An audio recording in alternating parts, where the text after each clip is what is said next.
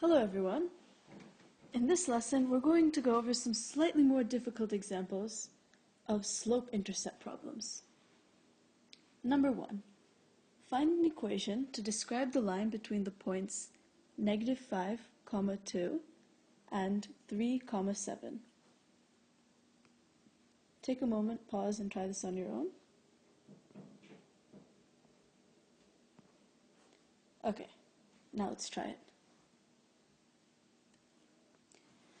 If we want to try finding the slope-intercept equation, y is equal to mx plus c, it's easiest to start here with finding the slope. If we take this as point 1, making this x1, y1, and this is point 2, making this x2, y2, we can find the slope as y2 minus y1 over x2 minus x1. Plugging it in, we get 7 minus 2 over 3 minus 5. Make sure you include both of them. So we have 5 over 3 plus 5, which makes 8, which is equal to the slope. So we have one part down. Plugging this into our equation, let's take one of our points, either one doesn't matter, and substitute it in to the x and y. So we have, let's take point 1, 2 is equal to 5 over 8 times -5. I'm substituting in this for x and this for y, plus c. So we're trying to find the y-intercept here. 2 is equal to -25 over 8 plus c. 2 plus 25 over 8 is equal to c, is equal to 5 and 1/8. So putting it all together, we have our equation y is equal to 5 over 8x plus 5 and 1/8. If we graph this, it's a good idea to try visualizing all your equations on a graph. We see that our y-intercept is above 0, so it would cross on this part of the y-axis, and our slope is positive. So our line would look something like this. Next problem.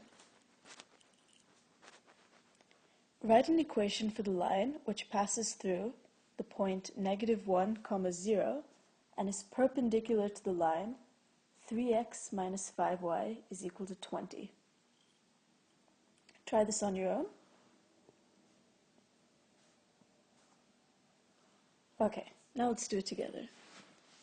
What must we find here before we can find the slope of our first line? This line is not given in our slope-intercept form, so let's change it around.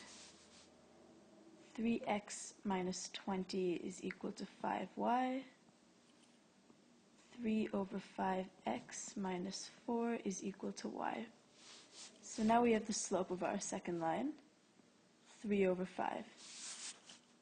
Now, for perpendicular lines, if this line, line 2,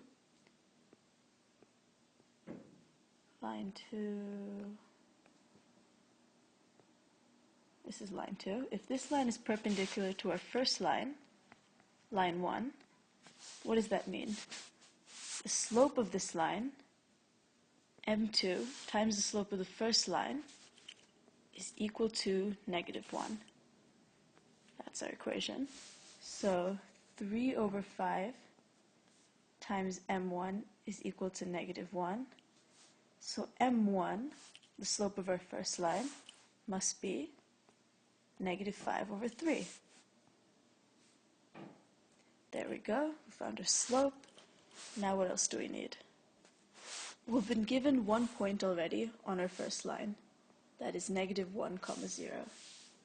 So if we plug that in to our general equation for a line y is equal to mx plus c, we have 0 is equal to negative 5 over 3, that's the slope we found earlier, times negative 1, that's the x value given here, plus c.